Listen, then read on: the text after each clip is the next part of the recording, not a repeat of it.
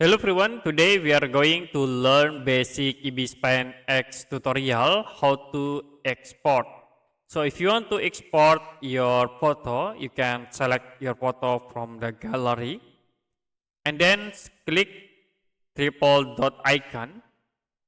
Now in here you can export into MP4, PSD, or if you want to save into image, you can click this option.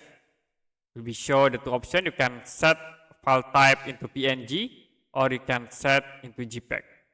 Another option you can set for the super resolution and I distribute. Okay, you can click OK to save into your folder. Now you can select your folder, set the names, and for the save type will be set into image JPEG in your option. After it, you can click save to export your photo from the Ibis Paint X. Okay, that's it for a basic Ibis Paint, how to export photo. If you have any question about tutorial, you can comment below this video.